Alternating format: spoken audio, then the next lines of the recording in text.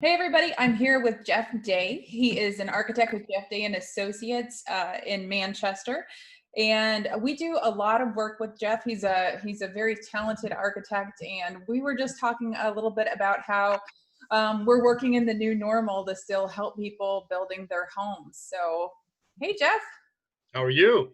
good. I'm good. Working from home, as you can see. Yeah, yeah. I happen to be in my home right now as well. We're kind of doing a tandem operating. So my team is all taking their equipment and they've set up shop in their homes, but we also have equipment at the office. So out, I usually get there about 8 in the morning. I'm used to being there at 4 in the morning, but now I'm getting there. Yeah, but now I'm getting there around 8, and I'll work till about noon, and then sometimes I'll be there. To still access the office and it's not that we're all out hanging out in crowds and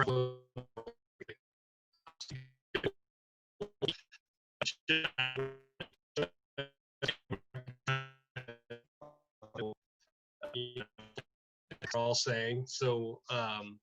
We've kind of worked out a schedule so that we're rotating and there's no more than 2 people in the building at one time, and that's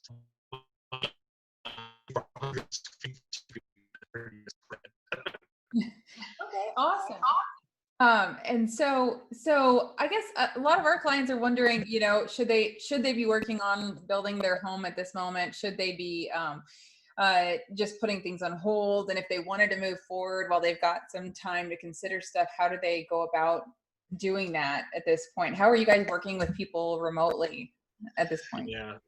So we actually had projects at all different levels that were kind of already happening when all this went down. So starting from scratch, we still do a lot of addition renovation work, but we don't want to do measuring in somebody's house unless they are not going to be home, and so they need to be comfortable letting us in.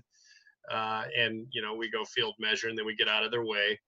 uh, with technology, it's always been for us that a lot of the communication can happen via email. A lot of our clients are busy earning a living so that they can pay for the projects we're doing for them.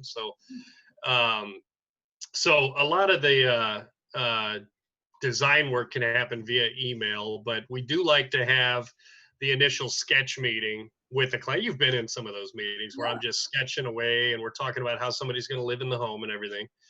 And when we moved to our new office in Manchester, like you just mentioned, one of the things that we wanted to be able to tackle is our clients that are out of town.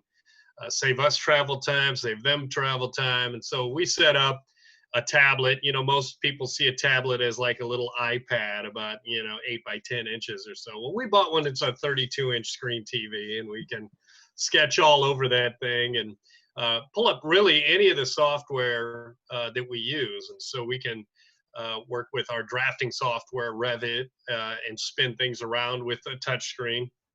But most important, I think, uh, for us is the sketching software. So we can't really sit down with our clients anymore, at least for the time being. We can't sit down with them to talk through how they're living in the house face to face. And so we open up their plan of their existing home in one case, or a new home in the other case, but we'll go with the existing homes. We're doing an addition or renovation.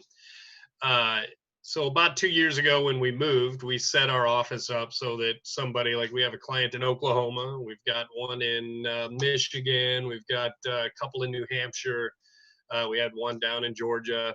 We can sit down with them, sitting in their couch 1,000 miles away or a continent away, if the case may be. Uh, and they can sit in front of their smart TV or in front of their computer. We open up a GoToMeeting or something similar to Zoom, and they can see our screen with our drafting software or the sketching software, which we usually use Photoshop. And I get the stylus pen and I just go to town. And they're possibly hearing us through their TV, depending on the technology set up at their home, or hearing us through their computer, or as simple as a phone, landline or a cell phone on speakerphone has worked really well for a couple of our clients where, we'll be doing sketches and it's almost like we're face to face. We're just not looking at each other. So if they want to sit around in their underwear, I won't know any better. So it works out pretty well. Um, So if you're not together, I guess, are there certain questions that you ask them or somehow that you guide them in their thinking about a space from where they're at and what they might envision in a space if they don't, I mean, even if you're together, I think it's hard to imagine something so conceptual. it is, you have to know some kind of basic room dimensions, like a simple strip bathroom is usually 5 feet, right? The length of a tub by maybe 10 feet if there's a double bowl sink in there, and if you can relate it to kind of human scale, if you will, Okay. and give people I can even, I know the dimensions, not to the inch or anything, but of most vehicles, right? So if you have a room that's going to be, let's say, 16 feet, well, I can say, well, that's as long as your minivan that you drove to my office with 3 weeks ago, some things like that, where people can then relate to, dimensionally, visually trying to see the spaces versus, there's no beating my office. You've been there where I can say, well, if we go into this cubicle, this is a 13 by 13 bedroom. And if we go into this, we can talk through kind of dimensions and stand in the space. Certainly a different world, but we can still tackle it. And especially with the projects where we're doing additions and renovations, we actually have drawings of the existing home because we've been there. I can say, well, your dining room as it is right now is that dimension. And so people can still relate by and large. I say there's maybe a challenge of about 20% versus being face-to-face. There's ways around that. Okay. And then in lieu of being able to meet face to face when somebody's trying to come up with that initial design, what are some things that they can gather and use, any tools to communicate with you, what their design preferences are and kind of what their ideas are? How do they get that from their head and communicate that to you? Sure. Well, I think inside of everyone, there's a little bit of architect, right? We all want to sit down and sketch, right? And so I would say first and foremost, in a conversation about the adjacencies of spaces, right? How you're going to function from one room to another. The standard, let's say, is going from your garage into a mudroom, and that mudroom somehow being connected directly to your kitchen, right?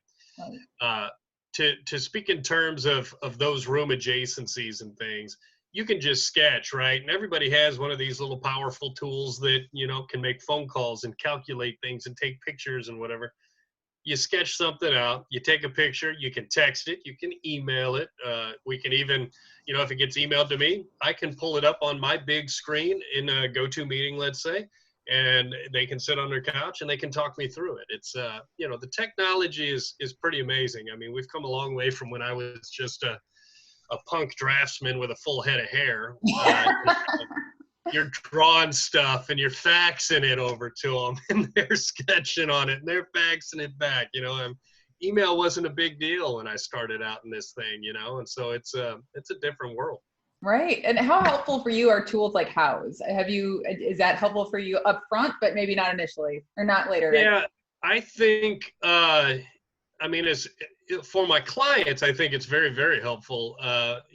Photography and imagery and sketches, for that matter, are the absolute simplest way to kind of portray what you want, right? What you want to verbalize, I should say. And so, Houzz, Pinterest, or even just Google. If you know a certain style of architecture, or you want a cool porch, let's say, and you can just type in cool porches in Google, literally tens of thousands will pop up, and you can load more and more and more and more. And you can typically, with those images, you can right click on them and save them to your computer. Or if you're doing it on your phone and you can't right click it and save it to your phone, you can actually take a screenshot pretty simply. And so again, all of that can be texted over, it can be emailed over, it can be pulled up again, like in one of these kind of conference call scenarios. So yeah, I think and that's the front end of every project that we see anyway. Everybody wants to do a fair amount of homework so that when they meet with the architect, they know what they're trying to communicate. You know, this is kind of what we want to pull together. Here's our dream, and our dream happens to be 600 pictures from 500 different houses, but we want you to paste that together. And that's exactly what we do on any other project. So really we are just moving to a world where the technology is required right now. Right. And I get it, I understand it, and I find value in it, and I appreciate the people that don't just think the world is ending right now. You know, they want to keep their projects moving. But there is, in my opinion, no replacement for the glad handing and face-to-face on projects. You know, you start to intimately understand kind of where clients are trying to take a project, and that's pretty important. So Absolutely. yeah. Well, it sounds like you guys are rolling with it, and that you're keeping things moving, and that's awesome. So, well, I appreciate your time. I hope that this is helpful for people that are looking to keep their projects moving forward while they've got a little downtime to dream, you know? And I think the construction industry, you know, it's been called essential, right? Listed as essential. It's important, I think, that people understand why it's essential. It's not just because people need housing. It's essential because it's a great deal to do with our economy, and it's one of the strong ribs of our economy, if you will. And I think that you know, if the loan is in place, let's say for your project, keep it moving forward. You know, because you know, times are good. As some of the population starts pulling back on their projects, that actually gives you the opportunity to get yours done, because the reality is the past 2.5 to 3 years, it's been gangbusters. You know, they've been running out of 2x4s for 2.5, 3 years now. And that's so true.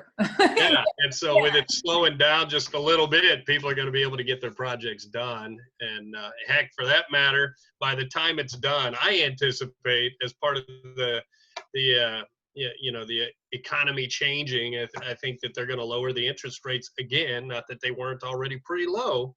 Yeah. But you get to the backside of your project, and now you get to refinance it at maybe a point or two lower than you were expecting. Maybe you're borrowing money at 2.5%, you know, so that they can keep the economy going at that capacity as well from people borrowing. And, you know, then you can jump on a refi, and instead of waiting until the economy, you know, everybody gets back to work, the economy starts ramping back up. You know, you're gonna be hard pressed to get the project done, because you know, when this pause came, we have 40 contracts on the books this year. Okay. And 14 now. 14 of those have been parked. Okay. Well, you know, those people parking it, you know, everybody has different reasons, right? However, I think that when we get to the backside of this, and we will get to the backside of this, this virus issue, all of those people are going to want to get moving. And the people that were thinking that they were going to start their project in June with an architect, well, they're going to want to get moving too, right? So now all of a sudden it's going to be so gangbusters again that, you know, you're going to start seeing, you know, supply and demand issues, and we all know what comes with that. Yeah, absolutely. Absolutely. I mean, now's absolutely a good time to go through that design process. Even if you don't move forward right away, you can take care of your budgeting, you can take care of your permitting, you can, you know, even keep the demo moving forward. So that's absolutely right. It's so good. Well, thank you for your time. It's good to see you. I wish you guys lots of luck as you know, navigate and make all these changes moving forward. It was good to see you, Jeff. Yeah, Danny, take care. All right. Thanks. Bye.